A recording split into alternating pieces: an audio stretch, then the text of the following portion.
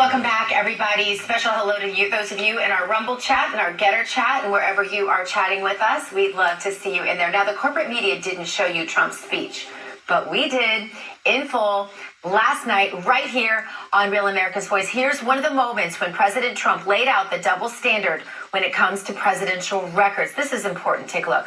Bill Clinton lost the nuclear codes, and absolutely nothing was done about it. He lost the nuclear codes. The George W. Bush White House lost 22 million emails, a record. NARA cannot assure complete transfer of any of the Bush records. A document shredding truck was spotted on the way to Dick Cheney's house. Can you imagine? Hillary Clinton took hundreds of thousands of dollars worth of furniture, china, flatware, rugs, and more from the White House, and she wasn't prosecuted. How about that one? She took the furniture and the china. How about if Trump did that? Do you think Trump would have a little problem?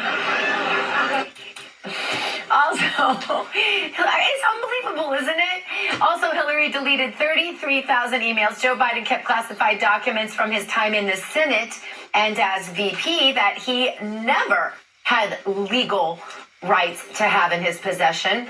Let's bring in Tera Dahl, former deputy chief of staff at the National Security Council during the Trump administration. Tera, great to have you back. Tera, this is one of those rules that seems to only apply to Donald Trump and to conservatives in general. I mean, I do remember hearing that Hillary had taken basically the kitchen sink out of the White House, the dishes, the drapes, but I don't remember anyone making a big deal about it. Certainly there was nothing about any sort of criminal prosecution, right? Oh, absolutely not. It's great to be with you Great here to have in you back. studio. And that's where I think, again, you're seeing this two-tiered system of justice, right? It's where they just have a blind eye to anything that Hillary Clinton has done, former presidents, and now you look at President Trump, who actually did have the authority to declassify these documents, and they charge him for doing what he had the authority to do, but then they don't do anything. Hillary Clinton and Biden, let's look at Biden's classified documents that he had in his garage, and you look at what President Trump just mentioned, George Bush. So it just goes back to other presidents that they just have completely not even noticed, and yet with President Trump, he did nothing wrong, and yet they prosecute him. But Tera, we have the photographs from the documents that were in Joe Biden's garage under his Corvette, right? A garage is not a super secure place to have documents, right? The photographs that they produced of Donald Trump, I showed that stage earlier, were completely fabricated. And you have people on The View, not exactly that they claim to be journalists because they're the farthest thing from it. A bunch of crazies there, though, saying he kept him in his bathroom. No, these were down in a very secure place behind that no one would have suspected.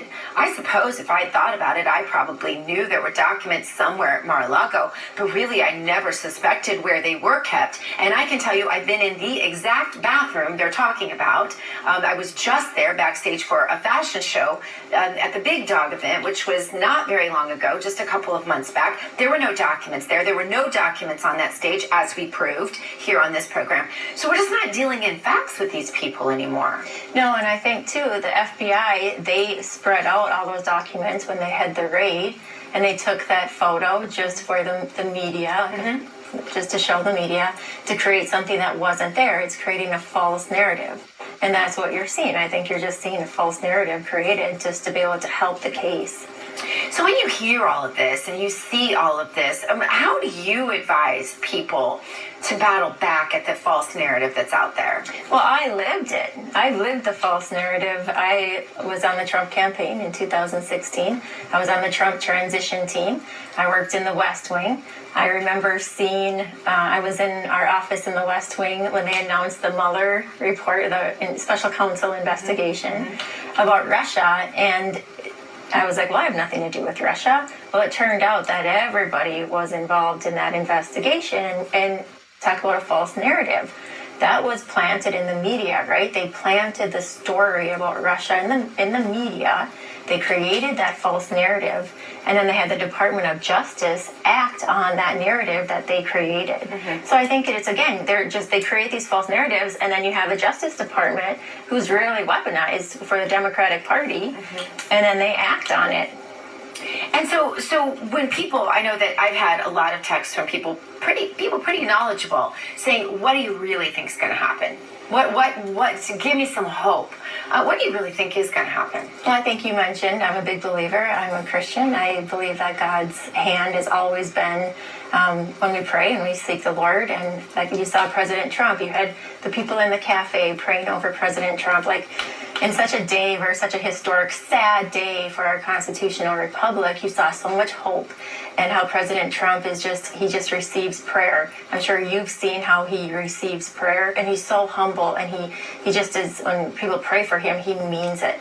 And so I think when we truly seek the Lord's hand, there is nothing that's impossible. And I think I have faith that things are going to work out, and I have great hope for our country. I think we're living in such terrible times right now with the Justice Department and institutions weaponized, but I think God is also moving in a mighty way, and so I think it can turn around. There's nothing. Trump has never been prosecuted on anything. Look at all the different cases that have come against him since the time that he stepped down those escalators, right, in New York, and nothing has ever stuck. So it really is very scriptural. It is. Like, if he weren't being prosecuted to the degree that he is, you might not believe that God had his hand in this to the degree that I believe he does. And I think a lot of people, it makes you wonder how many people have come to Christ just watching this man take 1 million knives in his back, right? Yes. And continue to stand. The Bible's very clear, to stand and then to continue to stand. And that's really what God requires of all of us. But since he's done it, and since Trump has done it in such an exemplary manner, it really does seem to be really a living testimony, even though I'm not sure that's how Donald Trump ever set out. I was on that campaign back in 2015 also, and I people would say to me all the time, but he's not a real Christian, right? He's not a... But then you look back at the people in the Bible that God chose, from Paul, who was a murderer, to Noah, who was a philanderer. The list goes on, right? And so you just don't really know who God's going to choose and when. But the real test, doesn't it really come from, what is it? I love the saying, God doesn't equip those he calls those people, and then he equips them. Isn't that kind of what we're seeing now with Donald Trump? Yeah, absolutely. Seems very oddly equipped, right, for such a time as this. Yeah, and it's such a time as this, like Esther, and it's one of the Second Chronicles too, Jehoshaphat, when we don't know what to do, we look up to you, right? And then the Lord fought his enemies, and I think that's the same thing. We're just looking to the Lord that he'll fight our enemies. When we can't see a way, God always makes a way. But there's a big group of people out there, Tera, who don't believe in God, who hate those of us who believe in God, who are, it seems to almost be spiraling into their sinfulness. And I've read in the Bible where it says God turns people over to their sin. If you continue in sin, God will turn you over to that sin if you're unrepentant. And I see people that it looks like maybe that's what's happened to them. Like, there's no way almost back for them, because God says he'll spit you out in certain instances, right? So you take someone like Rachel Maddow, for example, and I would love to see her come to know the Lord. That would be a great thing. But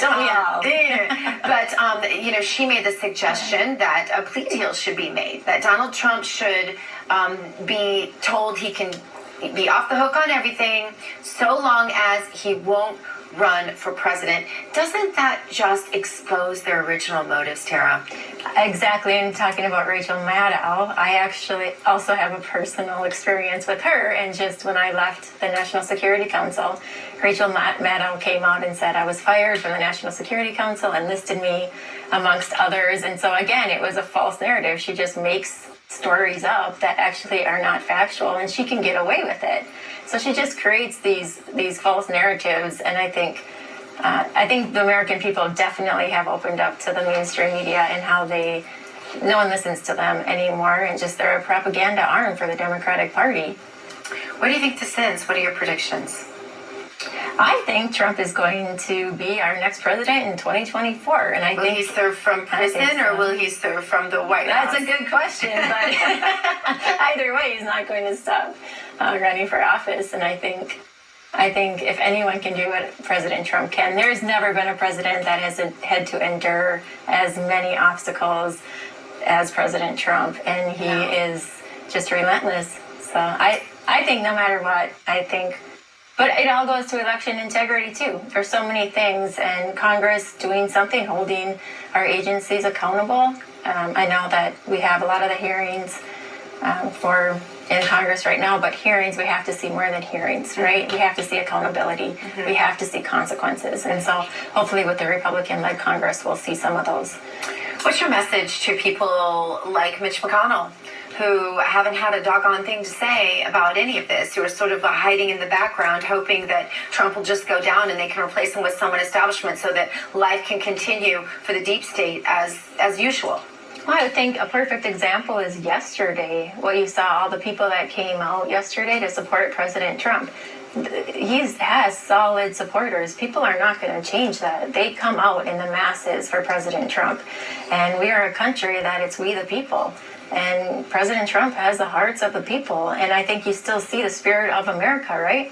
You still saw that. Like, we still have that same spirit. And so I think that's what Mitch McConnell and the establishment Republicans, I think, have noticed, and hopefully we'll take note of that. All right, Tera, thank you so much for being with us again. Yeah, thank you for having me. We appreciate you. Yes. That's Tera Dahl. Coming up, we are